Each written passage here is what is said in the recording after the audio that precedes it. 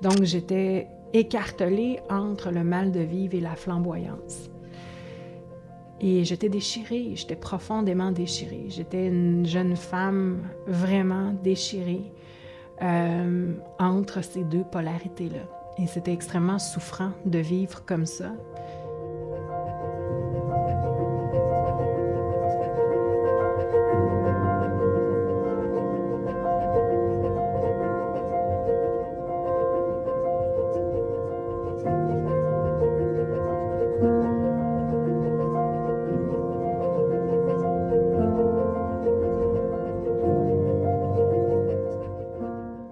Bonjour et bienvenue à Marie Guérin, le podcast. Alors, aujourd'hui, je vous amène dans une période de ma vie dont je ne parle presque jamais à mes clientes ou encore à ma communauté. C'est mon adolescence et ma vie de jeune adulte. Pourquoi je veux vous parler de ce sujet-là? Parce que je crois fondamentalement que ce sont vraiment les périodes de ma vie qui ont été les plus décisives par rapport à ce que je vis aujourd'hui, à qui je suis aujourd'hui et à ce que je fais. OK? Donc, si je n'avais pas eu une adolescence et une vie de jeune adulte comme j'ai eu, probablement que j'aurais jamais été appelée premièrement à faire énormément de développement personnel. Puis aussi, ça m'a permis de vraiment comprendre l'être humain, ses bas-fonds et aussi comment ça peut être extraordinaire de faire la fête, mais aussi comment ça peut être destructeur. Puis ça, c'est important pour moi de le nommer. Pourquoi? Parce que la plupart des gens vont dire « Oh wow, j'ai eu une adolescence tellement difficile, j'ai énormément consommé, j'ai bu beaucoup d'alcool, j'ai fait la fête à tous les soirs. » Et finalement, j'étais juste tellement malheureux, puis à travers ce malheur-là, finalement, j'ai su me relever. Oui, c'est vrai qu'il y a un des versants de la consommation et aussi du party qui viennent en fait d'une blessure vive, d'un besoin de s'autodétruire. Mais il y a aussi un autre versant à faire la fête puis à faire le party, c'est qu'il peut y avoir énormément de plaisir aussi de ce côté-là. Et ça, on dirait que les gens n'aiment pas trop en parler, à quel point on a pu avoir du fun à faire le party. Et moi, je peux vous dire que j'ai été, et je suis encore parfois, une excellente partenaire de party. Je suis festive, j'aime faire la fête, j'aime boire du bon vin. Je suis vraiment une personne qui aime jouir de la vie, OK? Donc, j'aime Bacchus. J'aime la vie, je suis une bonne vivante, j'aime la bonne bouffe, j'aime sortir dans des bons restaurants avec mes amis. Aujourd'hui, c'est ça, mais dans le temps, c'était pas ça. C'était pas les bons restaurants. Bien, peut-être, oui, ça commençait par un bon restaurant en début de soirée vers 9h, mais ça se terminait souvent dans des after hours à faire la fête, OK? Et ça, c'est important de me le rappeler souvent que, ça a vraiment fait partie de ma vie, puis c'est ça aussi qui m'a amenée à faire ce que je fais aujourd'hui, puis c'est fou comment tout ça est entremêlé et que c'est inséparable dans mon histoire, OK? Donc, pour vous faire une courte histoire, j'ai commencé à sortir dans les bars à l'âge de 12 ans, OK? Oui, vous avez bien entendu. Et attention, parce que ici je parle de plaisir, je parle de consommation et je parle de sortir, et ce n'est pas des conversations pour les adolescents qui pourraient écouter ou encore pour les enfants. Et ce que je vais vous partager, c'est mon histoire. Je le conseille absolument pas à personne, puis je suis pas en train de vous dire que vous devez passer par là pour avoir du succès, absolument pas. Je parle que pour moi, ça a été ça. Et peut-être que vous allez vous reconnaître dans certaines parties de mon histoire, ou peut-être que vous allez vous dire « Wow, Marie Guérin est vraiment rock and roll ». It is what it is. OK? Donc, ceci dit, à 12 ans, premièrement, sachez que je viens de la région éloignée, donc du Saguenay-Lac-Saint-Jean, et là-bas, c'était normal et courant, OK, de sortir dans les bars à partir de tôt au secondaire. Donc, nos parents venaient même nous chercher à minuit devant les bars, OK, sur la rue principale pour nous ramener à la maison. Donc, c'est vraiment pas comme si on faisait des fugues, là. Nos parents étaient totalement au courant que on sortait tous dans les bars à cet âge-là, à ces âges-là. Donc moi, à 12 ans, j'ai commencé à boire de l'alcool et à consommer, à sortir dans les bars, et mes parents étaient tout à fait au courant. Et peut-être que vous allez vous dire, mon Dieu, que ses parents étaient irresponsables, mais c'était comme ça là-bas, dans cette époque-là. Je ne sais pas si c'est encore comme ça aujourd'hui, j'espère que non. Mon fils ayant 9 ans, je me rends compte à quel point ça n'a aucun sens, mais ceci dit, ça fait partie de mon histoire. Donc, à 12 ans, j'ai commencé à avoir énormément de plaisir à sortir dans les bars avec mes amis. Et je me souviens que on commençait très tôt, on s'en allait en autobus vers la rue principale, puis on trouvait le moyen de s'acheter une bouteille de vin cheap ou encore je me souviens plus, de l'oiseau bleu, je pense que ça s'appelait comme ça dans le temps. Puis on commençait notre soirée comme ça, à boire notre bouteille d'oiseau bleu. Puis après ça, on s'en allait dans un bar où est-ce qu'on essayait de se faire payer des verres par les personnes qui étaient là. Donc, bien sûr, ça fait aucun sens, mais c'est comme ça quand même que ça a commencé très tôt dans mon adolescence. Ensuite, j'ai eu énormément de plaisir aussi à consommer plusieurs sortes de drogues extrêmement jeunes. Puis, je peux dire qu'aujourd'hui, je pense sincèrement que mon imaginaire et ma capacité à travailler avec l'énergie vient du fait que j'ai eu probablement très, très jeune la glande pinéale suractivée, OK, par des tripes d'acide, des tripes de LSD ou encore de champignons, OK? Donc, quand je faisais ces tripes-là, j'avais vraiment tendance à m'isoler puis à m'en aller dans une chambre pour vraiment vivre des expériences. J'ai vraiment eu des expériences de sortie de corps assez incroyables. Et ça, dès un très jeune âge.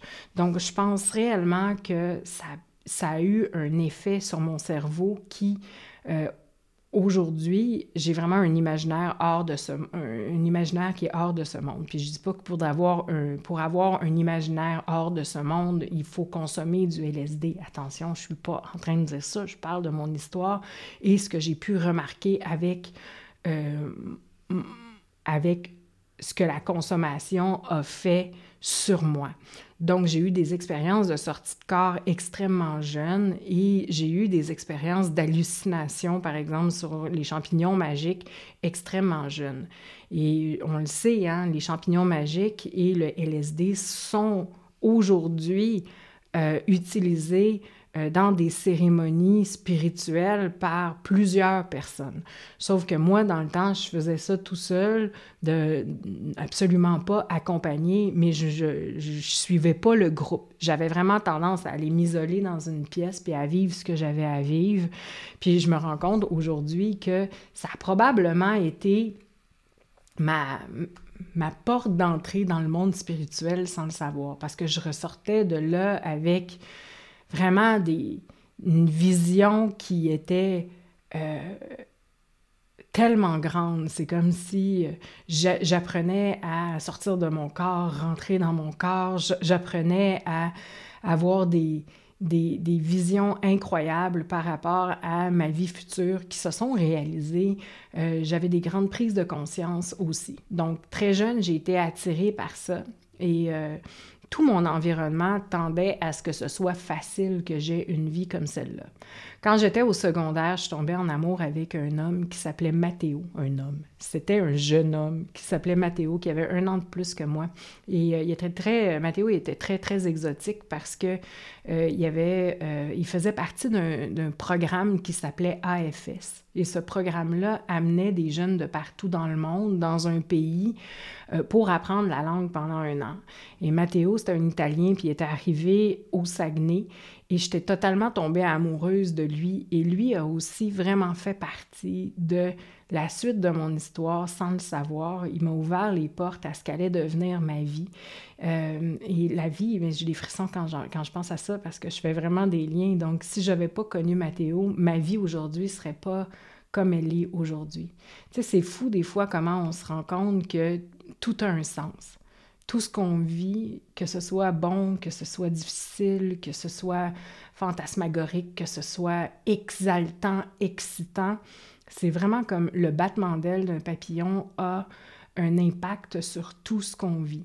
Et si j'avais pas connu Mathéo dans cette période de ma vie où est-ce que j'expérimentais avec les drogues ou l'alcool, où est-ce que je me découvrais en tant que jeune adolescente, jeune femme, très curieuse d'essayer plein de nouvelles choses, ben je sais pas trop ce qui me serait arrivé. Je sais pas trop qu'est-ce qui me serait arrivé. Puis je dis ça dans le sens que Mathéo est resté 1 an, puis quand j'étais en secondaire 4, on s'est rencontrés, donc on a été 1 an ensemble, ça a été l'amour fou. Et quand il est retourné dans son pays, c'est comme si je m'en étais jamais remis. Donc mon secondaire 5, j'ai comme déserté mon corps tellement que j'étais en souffrance d'être loin de mon amour. Et je pensais juste à une chose, comment est-ce que je peux aller le retrouver? Comment est-ce que je peux aller retrouver Mathéo? Comment... Puis pendant cette année-là, c'est une année où est-ce que j'ai énormément consommé, où est-ce que j'allais presque plus à l'école, ça m'intéressait plus. La seule chose qui m'intéressait finalement, c'était de m'enfuir. Et ma meilleure façon de m'enfuir, c'était bien sûr en consommant. Et c'était comme une roue un peu fatale dans le sens où est-ce que je consommais, j'avais du plaisir, après ça, je voulais pas retourner à l'école, après ça, je recommençais à consommer. Donc, bref, j'étais en peine d'amour, je cherchais des façons d'aller retrouver mon amoureux en Italie.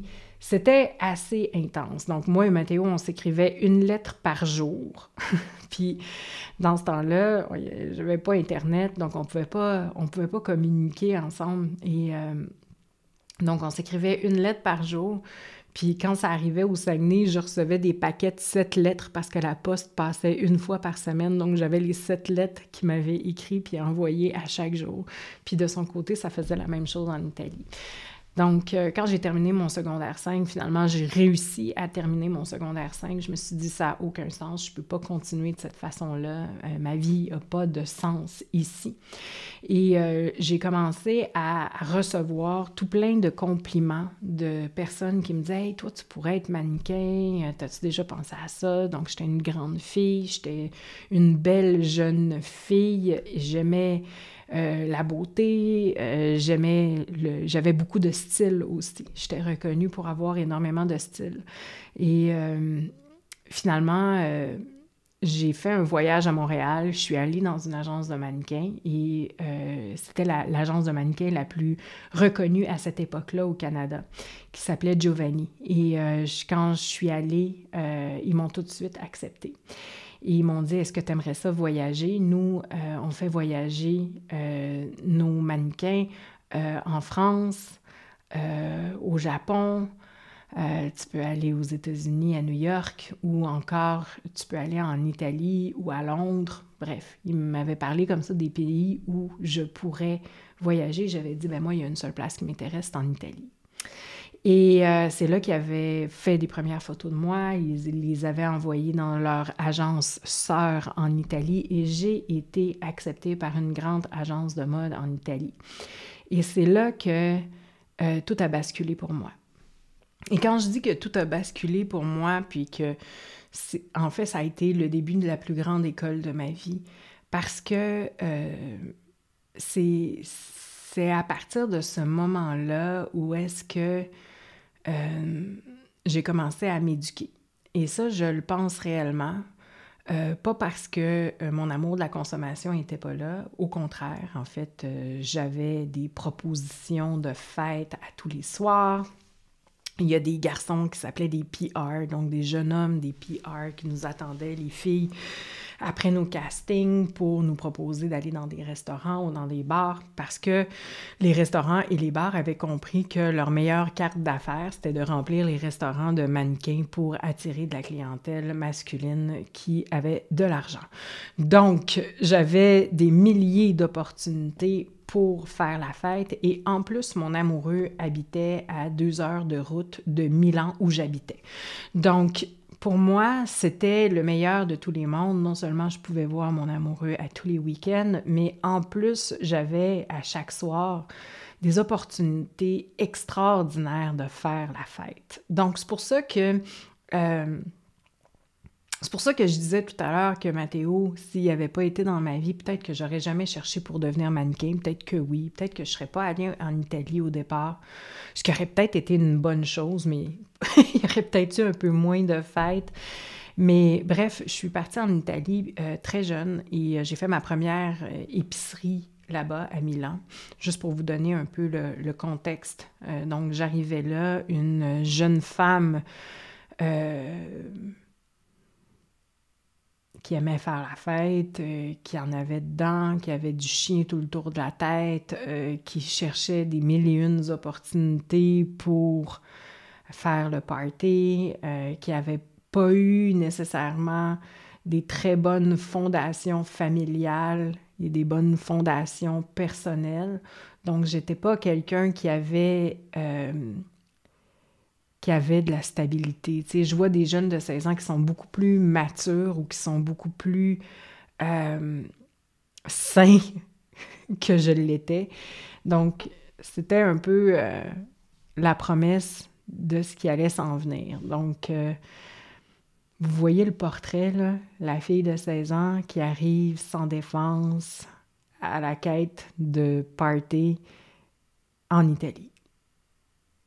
Donc, je peux dire que ça a été une période de ma vie qui a été extrêmement intense. J'en ai eu pour mon argent. J'ai vraiment rendu ma mère très, très inquiète. D'ailleurs, aujourd'hui, c'est l'anniversaire de la mort de ma mère et je pense que c'est ça qui me ramène dans ces souvenirs-là d'adolescence où est-ce que finalement j'ai été un peu livrée à moi-même dans une vie où est-ce que j'ai vécu autant de privilèges, de rencontres extraordinaires parce que j'étais entourée des plus grands artistes du milieu de la mode dans le monde, des grands photographes, des stylistes extraordinaires, des directeurs artistiques fantastiques. Et c'est là que j'ai tellement puisé d'inspiration pour ma vie. C'est tellement là que j'ai appris sur la beauté, sur le design, sur l'art, j'ai fréquenté des gens qui avaient énormément d'argent et qui étaient aussi très éduqués et qui avaient des possibilités que moi, je ne savais même pas qu'il y avait ces possibilités-là dans le monde. Tu sais, je savais même pas que ça existait. J'étais complètement naïve et puis là, je me retrouvais dans des situations, dans des événements. Je rencontrais des personnes vraiment haut placées. Et c'est ça que je pense qui a été ma plus grande éducation dans la vie. Ça a été de côtoyer très jeune des gens comme ça, qui réussissaient, qui avaient énormément de talent et d'être vraiment comme parachutés dans un milieu artistique d'une puissance fulgurante, entouré des plus grands designers. Ça a été le début de mon éducation. Parce que je peux pas dire que mon éducation a commencé au Saguenay. Pendant que je faisais du LSD dans le sous-sol chez une de mes amies. Tu sais, je sais pas, puis que ma mère venait me porter à 12 ans, venait me chercher dans les bars à 12 ans. Tu sais, je pense pas que c'est là que j'ai vécu vraiment mon éducation. Ça a vraiment été d'arriver en Europe et de me démerder seule pendant de multiples années. Donc, je suis restée en Europe pendant plusieurs années. J'ai vécu, oui, en Italie et l'Italie, ça a été les portes d'entrée d'une grande vie, d'une grande histoire de vie, puis énormément de difficultés, mais aussi énormément de joie et énormément de rencontres qui ont transformé le cours de mon existence. Ça a été le début de ça.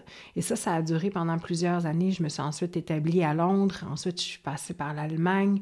J'ai vécu aussi à Paris. Je suis allée faire des bouts de vie à New York. Bref, j'avais une vie très cosmopolite, très jeune. Et j'ai fréquenté des gens extrêmement talentueux qui m'ont énormément amené de conscience sur la beauté, de conscience sur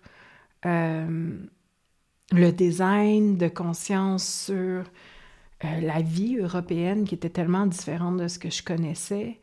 Donc, ça a vraiment ouvert mes horizons. Donc, de voyager comme ça extrêmement jeune, ça a vraiment ouvert mes horizons. Et là, vous vous demandez probablement où est Matteo dans cette histoire. Bien, Matteo a été finalement celui qui m'a amené en Italie, mais notre histoire n'a pas duré très longtemps après ça. Après près de 6 mois plus tard, on était jeunes, puis on s'est séparés.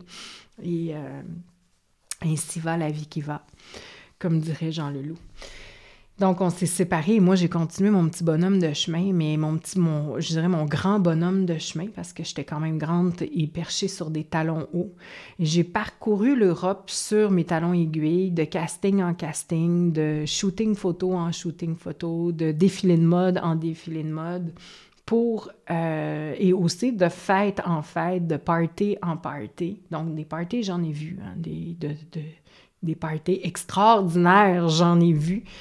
Et est-ce que j'ai des regrets de cette... Absolument pas, j'ai aucun regret, puis je peux vraiment dire que j'ai adoré faire la fête, puis que ça a été tellement, tellement fun pendant des années.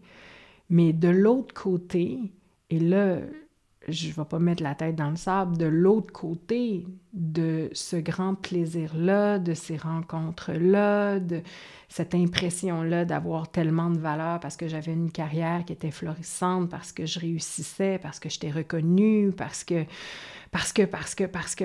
pour toutes les raisons. Donc, oui, il y avait tout ça, ce sentiment d'être reconnu, d'être vu, cette sensation d'avoir aussi du succès, de réussir. Mais il y avait un fossé de l'autre côté au niveau de, bien, comme j'ai dit, j'ai pas eu énormément d'éducation de la part de mes parents et j'ai pas eu beaucoup de stabilité non plus de la part de mes parents. J'ai pas eu de cadre, j'ai pas eu de... d'un côté, j'avais pas d'amour, puis de l'autre côté, ben j'avais pas de cadre. Fait que c'était assez chambranlant comme modèle d'affaires parentale. J'ai envie de dire ça. Et bien sûr, dans tout ça, il y avait de la réussite exceptionnelle, puis de la reconnaissance exceptionnelle pour une fille de mon âge. Donc, on parle là, 16, 17, 18, 19, 20, les jeunes années comme ça. Où est-ce que je me suis forgée? Mais où est-ce que c'est comme si j'avais un fossé à l'intérieur de moi, un fossé de dévalorisation, un fossé de... si je n'étais pas dans une fête, puis que il n'y avait pas les amis beautiful people autour de moi, quand je me retrouvais seule avec moi-même, je n'étais pas pleine et complète. Donc, j'avais un fossé à l'intérieur de moi qui grandissait, et qui grandissait, et qui devenait de plus en plus profond. Et donc, j'étais constamment partagée entre le mal de vivre, le plus pernicieux, le plus profond, le plus dur, j'ai envie de dire, parce que il était vraiment dur, ce mal de vivre-là, qui m'amenait dans une pulsion de mort, à l'autre extrême, qui était la fête, le plaisir, la jouissance, tout est possible, il n'y a pas d'interdit. S'il y a des interdits, on va trouver un moyen de traverser. Donc, il y avait vraiment ces deux polarités-là dans ma vie. Et plus j'avançais en âge et plus les polarités devenaient grandes, plus le fossé intérieur devenait profond et souffrant, et plus les opportunités devenaient grandes et mon entourage devenait de plus en plus flamboyant, j'ai envie de dire. Donc, j'étais écartelée entre le mal de vivre et la flamboyance. Et j'étais déchirée, j'étais profondément déchirée. J'étais une jeune femme vraiment déchirée entre ces deux polarités-là. Et c'était extrêmement souffrant de vivre comme ça. Et jusqu'à un jour où est-ce que est arrivé ce qui devait arriver, et là, j'ai pas envie de rentrer dans les détails, mais est arrivé ce qui devait arriver, c'est que j'ai vécu un événement qui a fait en sorte que j'ai été vraiment, je me suis ramassée face à un mur où est-ce que j'ai dû prendre la décision de complètement arrêter la vie de mannequin et de revenir m'établir au Canada, au Québec, et de retourner à l'école. Et pour moi, comment j'ai vécu ce moment-là, ça a été vraiment comme un choc, vraiment un choc thermique dans ma vie, dans le sens où est-ce que ma valeur était construite sur mes réussites, sur ce que les autres me projetaient sur moi, donc sur des projections qui n'avaient aucun rapport avec la vérité. Je n'étais pas vue pour qui j'étais, je ne savais même pas qui j'étais à ce moment-là. Donc j'avais vraiment un fossé à l'intérieur de moi. Et j'arrivais dans cet espace de vie-là où est-ce que je devais prendre des décisions pour ma survie qui me demandaient d'arrêter la seule chose qui donnait du sens à ma vie, qui était mon style de vie, les personnes que je connaissais et mon métier de mannequin. C'est tout ce qui donnait du sens à ma vie. Donc, et là, c'est là que ça demandait ça. Ça demandait de renoncer à ça. Et la période de renoncement, je m'attendais à ce que des gens disent « Ben non, tu peux pas ». Puis c'est comme si je m'attendais à ce que quelqu'un me sauve de ce choix-là. Et finalement, il y a personne qui m'a sauvée, même pas mon agent. Même pas mon agent a dit ça, arrête pas, ça n'a pas de sens. Je pense que tout le monde voyait que j'étais en train de me tuer, que j'étais en train de me tuer dans ce mode de vie-là. Et que ça allait donner un break à tout le monde aussi que j'arrête et que je revienne sur Terre. Mais la collision avec la Terre a été extrêmement souffrante et extrêmement... ça a été vraiment, pour moi... C'est comme si avant ça, je vivais constamment entre la fête et l'étourdissement et une nuit noire de l'âme. Donc ça, je le vivais constamment. Mais là, c'est comme si... j'ai vécu à ce moment-là une période où est-ce que ça a été l'écrasement. Je me suis complètement écrasée, effondrée. Ça a été l'effondrement, c'est le bon mot. Donc, ça a vraiment été l'effondrement. Puis je me souviens, je me demandais vraiment, mais à quoi sert la vie si je suis pas mannequin? C'est tout ce que je sais, c'est tout ce que je sais de moi, c'est mon histoire. J'ai pas de... Puis je voyais tous les jeunes qui avaient continué à aller à l'école, que je connaissais, qui commençaient à avoir du succès, qui avaient leur premier travail, puis moi qui devais recommencer à zéro. C'est comme si tout ça avait aucun sens. Et je dirais que c'est à partir de ce moment-là que j'ai commencé à atterrir dans ma vie. Et ça a été un choc, ça a fait boum, je suis atterrie dans ma vie et là, après ça, j'étais juste en survie à essayer de ne pas toucher le sol. Je ne sais pas comment le dire autrement, mais c'était vraiment ça le feeling. C'est comme, wow, c'était bien trop souffrant d'être dans la réalité. Donc là, il y a eu plusieurs années d'autodestruction, de fêtes, encore à essayer d'être vu, d'être reconnu, de trouver des façons de revenir dans le même pattern où est-ce que je serais vue et reconnue par les gens, non pas pour qui je suis fondamentalement, mais pour ce que je projette. Donc, et ça a été les années les plus dures, dans le fond, parce que... mais j'arrivais plus à avoir le succès que j'avais eu. Puis j'étais vraiment confrontée à la vie. J'ai envie de dire, ouais, c'est ça, j'étais vraiment confrontée à la vie.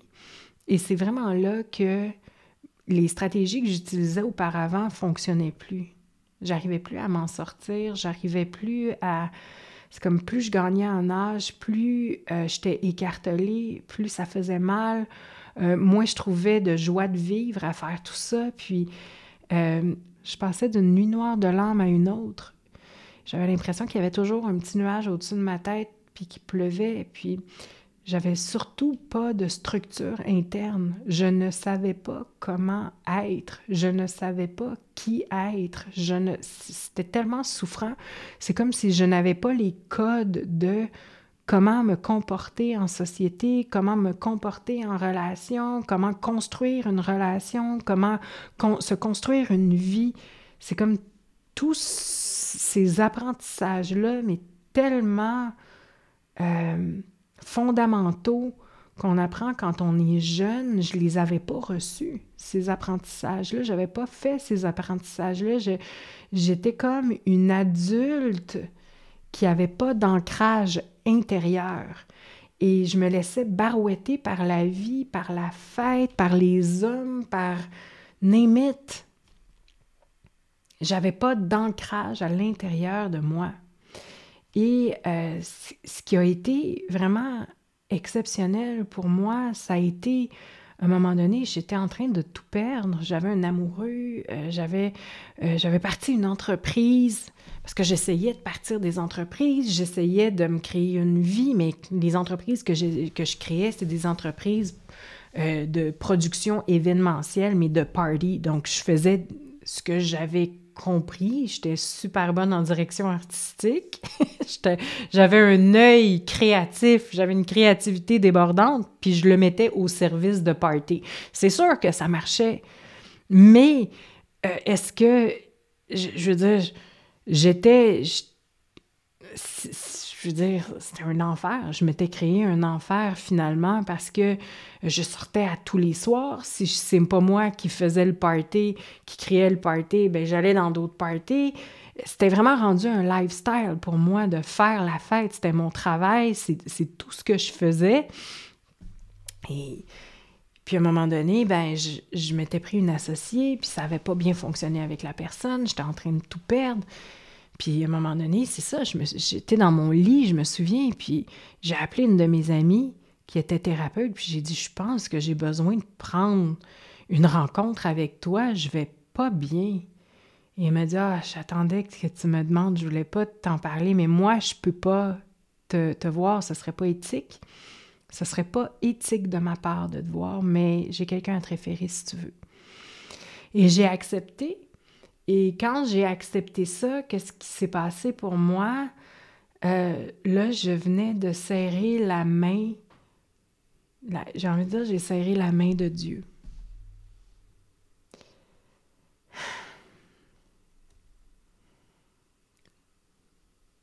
Ouais. J'ai serré la main de Dieu à ce moment-là. Ça a été...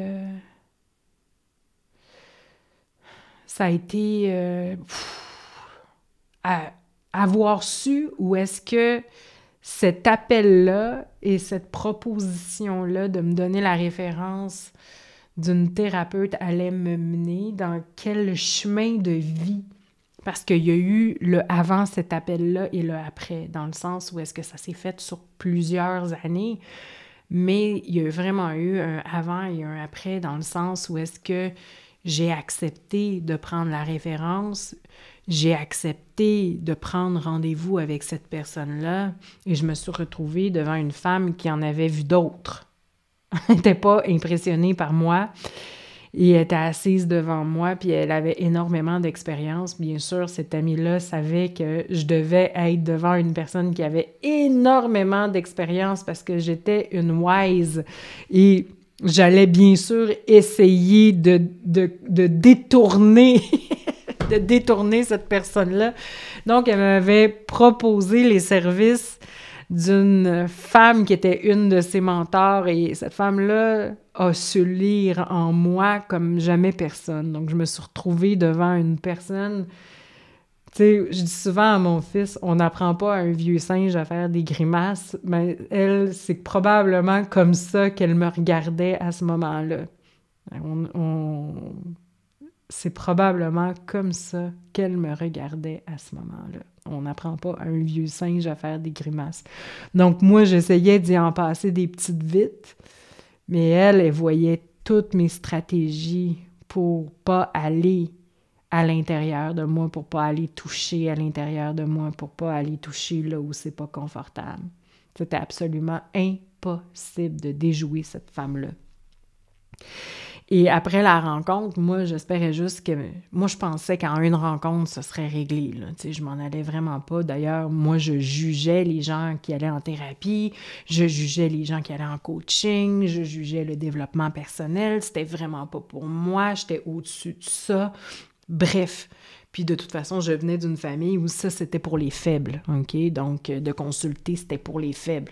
Fait que c'est sûr et certain que j'arrivais là avec l'espoir qu'ils me disent, ben écoute, on va se voir une fois, entre 1 et 5 fois, mettons, puis ton problème va être réglé. Et là, j'ai commencé à lui parler, puis elle m'a dit, tu sais, ce que tu as besoin, c'est d'un accompagnement à long terme, puis c'est comme... Il va falloir que tu t'armes de patience, la petite. Et là, moi, ça a fait 1+1 dans ma tête, puis ça a fait comme... J'avais bien compris au fil de la discussion avec elle que si je me mettais un orteil là-dedans, ben, je risquais de tomber profond et que c'était des sables mouvants que je devais aller explorer, puis que j'en aurais probablement pour les 20 prochaines années. Donc, est-ce que j'avais envie de passer 20 ans là, en thérapie avec elle? Absolument pas. Et là, moi, ce que je me suis dit, quel est le chemin le plus rapide pour faire ce travail-là? Est-ce que vous me reconnaissez là-dedans? Quel est le chemin le plus rapide pour arriver à Rome? Ça, c'est du grand moi. Je suis encore comme ça aujourd'hui. C'est toujours... Quel est le chemin le plus rapide pour y arriver? Et... je lui ai demandé tout simplement à la fin de la rencontre, écoute, j'aimerais savoir où tu as étudié. Donc, elle m'a dit qu'est-ce qu'elle avait fait comme étude. Et j'ai dit, OK, ça dure combien de temps? Puis là, elle me dit, ben tu peux faire juste une année. Puis la première année, c'est juste du développement personnel, mais c'est très, très, très intensif. Ah, intéressant. Donc, la semaine d'après, il y a une cohorte qui partait, bien sûr, de cette première année-là, où est-ce que je me lançais dans la grande exploration de mes bas-fonds personnels et relationnels. Et finalement, je suis restée 7 ans dans cette école-là. Et je peux dire que cette école-là a sauvé ma vie. Je suis aussi contente d'avoir eu sur mon chemin cette école-là que je suis contente d'en être sortie. Parce que c'était très, très limitant aussi. Mais ça m'a sauvé la vie. Ça m'a sauvé la vie. Et ensuite, tu sais, à travers ces études-là, ben, j'ai développé vraiment une passion pour le développement personnel. J'ai développé une passion pour la compréhension du fonctionnement humain, du fonctionnement relationnel, de mon fonctionnement personnel. Ça m'a donné une map pour me comprendre, pour savoir qui j'étais, comment je me comportais, comment reprendre du pouvoir sur ma vie, définir quels sont mes besoins et mes limites, savoir que j'avais le droit d'avoir des besoins et des limites. Ça, ce sont des choses que je savais même pas. Je ne savais pas que j'avais le droit d'avoir des besoins et des limites. Je jugeais le fait que j'avais, par exemple, des besoins ou des limites que les autres avaient pas. OK? Donc, je jugeais ça sur moi. C'est quand même assez incroyable. Puis, je me rends compte que beaucoup de femmes se jugent d'avoir des besoins autres que ceux des gens qui les entourent. Donc, c'est pourquoi moi, j'ai ce besoin-là, puis les autres l'ont pas. Mais tu as le droit d'avoir les besoins que tu as. Ton rôle à toi, c'est justement de te tenir dans ces besoins-là, puis de ne pas t'abandonner, puis que ça devienne finalement ta mission de vie, de respecter tes besoins et tes limites. C'est ta mission de vie, c'est ça. Ça commence par ça. Donc, je partais de loin. Donc, moi qui croyais, premièrement, que j'allais en avoir entre 1 et 5 rencontres, et ensuite de ça, qu'après 1 an, je pourrais en sortir enfin. Là, j'étais rendue à 7 ans, puis ensuite a commencé toute une autre exploration personnelle. Donc, j'ai été une grande voyageuse spirituelle, une grande chercheuse de vérité. une grande chercheuse de vérité. Et très jeune, j'ai compris que les gens, puis ça, je pense que ça vient de mes premières années comme mannequin, où est-ce que j'ai été vraiment parachutée dans un entourage de personnes qui étaient extrêmement talentueux puis qui étaient des maîtres. J'ai vraiment compris très jeune à quel point de s'entourer de maîtres puis de personnes qui sont en maîtrise, ça accélère les processus. Ça booste la créativité, c'est comme si ça fait en sorte que on apprend beaucoup plus facilement et beaucoup plus rapidement quand on est entouré de maîtres que de personnes qui sont so-so. OK? Donc, j'ai compris ça très jeune et suite à mon passage dans cette école-là, c'est ça que j'ai fait. J'ai commencé à m'entourer de maîtres. J'ai commencé à m'entourer de personnes qui possédaient des caractéristiques que je souhaitais développer. Et ça a été vraiment un parcours extraordinaire. Et à partir de ce début d'école-là, c'est comme si ma consommation a vraiment diminué. Puis plus mon amour personnel se développait, plus l'amour de moi se développait, moins je consommais naturellement, plus j'étais attirée par le développement personnel, plus ça faisait plus de sens de sortir à tous les soirs. Donc, j'ai vraiment vécu une longue guérison qui a duré une 30aine d'années en tout. Parce que je suis encore en train de guérir aujourd'hui. Tu sais, le chemin de la guérison a commencé en Italie. Quand je suis arrivée en Italie, j'ai commencé à guérir. Même si j'avais un parcours qui était dans l'autodestruction, je guérissais certaines parties de moi en m'entourant de personnes qui avaient du talent, qui étaient éduquées, qui me permettaient de voir la vie sous un angle positif aussi, parce qu'il y avait de ça.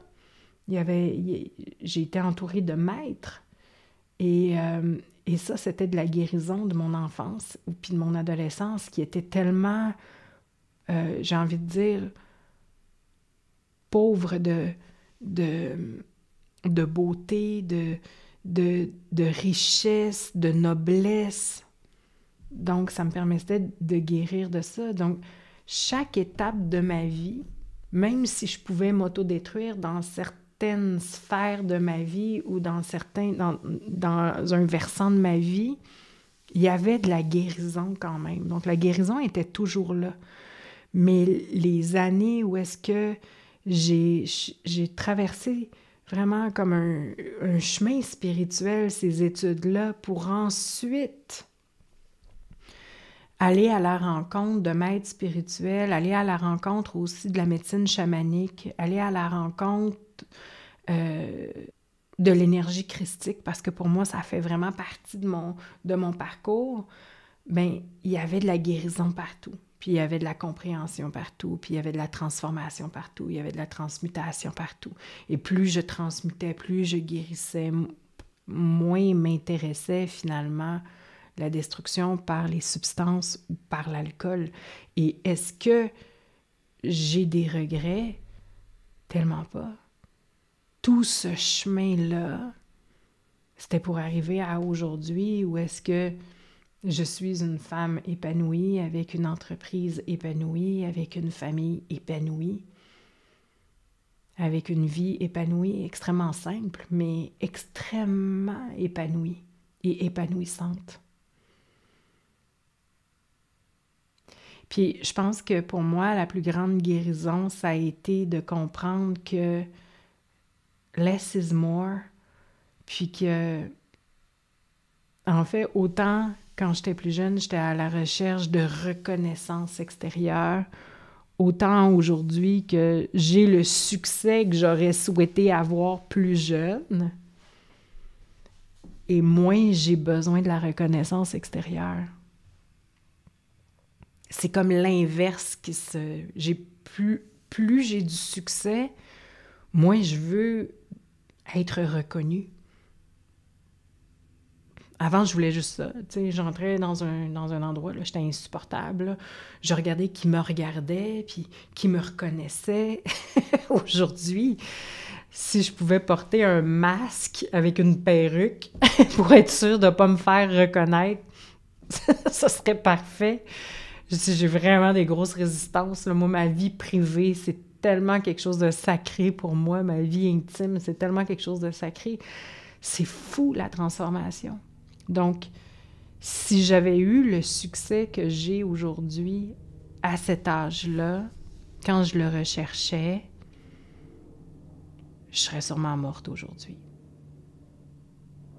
D'ailleurs, ça m'amène à... J'ai tellement d'amis qui se sont suicidés, dont probablement la plus grande écrivaine du Québec, Nelly Arcan, qui était comme une sœur pour moi.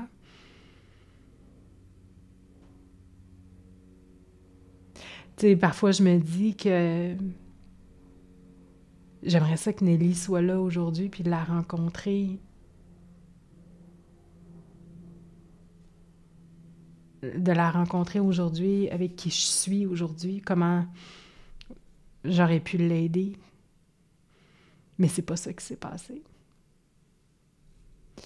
Elle a décidé de s'enlever la vie. Et puis, tu sais, une anecdote comme ça, c'est qu'ensemble, on avait commencé à écrire un livre qui était l'histoire de deux meilleurs amis qui faisaient un pacte de suicide ensemble. Puis à un moment donné, elle m'avait dit « Je peux pas écrire ce livre-là, Marie, parce que le suicide, c'est quelque chose de totalement intime. C'est pas quelque chose qui se partage. Je dois arrêter l'écriture de ce livre-là avec toi. » Puis quelques années plus tard, elle s'est enlevée la vie. Toute seule. Donc, j'ai dû frôler la mort à plusieurs reprises dans ma vie sans même le savoir. Mais j'ai serré la main de Dieu. Et je continue à serrer la main de Dieu parce que je suis une intense, donc je vis intensément, je fais des choix des fois qui sont pas très raisonnables.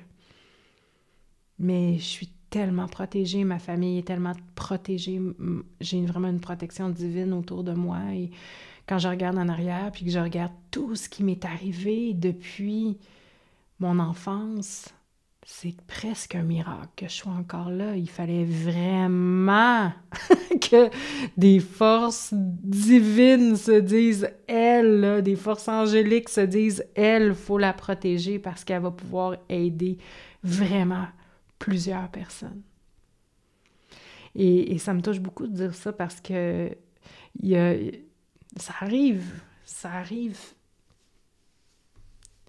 peut-être, je sais pas moi, une dizaine de fois par année où il y a des gens qui me disent « Hey, moi je suis une amie de telle personne, puis tu y as sauvé la vie. » Il y a des personnes qui me disent aussi « Marie, qui m'envoient des anciens clients, qui m'envoient encore des messages parfois qui disent « Merci d'être passé sur mon chemin. Tu m'as sauvé la vie. » Ou t'as fait en sorte que ma vie est complètement quelque chose de différent à tous les jours de ma vie. Je pense à toi, merci. Et au bout de la ligne, c'est tout ce qui compte. J'espère vraiment que mon épisode d'aujourd'hui vous a plu. Si c'est le cas, soyez certaine de ne pas manquer mon événement Femmes d'influence du 18 au 22 novembre. Dans cet événement-là, je vais créer une véritable immersion pour les femmes les plus puissantes de la francophonie, que ce soit des leaders ou des entrepreneurs qui impactent le monde grâce à leurs dons. Donc, si vous vous reconnaissez, soyez certaine de réserver votre place. Vous pouvez aller dans les commentaires et vous verrez une rubrique pour vous inscrire. Aussi, si ce n'est pas encore fait, soyez certaine de liker le podcast, de mettre un 5 étoiles ou encore de partager. Sachez que si vous faites les trois, vous courez la chance de gagner du Magic Money. Et pour ce concours, vous pouvez aussi avoir plus d'informations en commentaire. Donc, sur ce, je vous souhaite une excellente fin de journée ou de soirée où vous soyez dans le monde. Je vous embrasse et à très bientôt.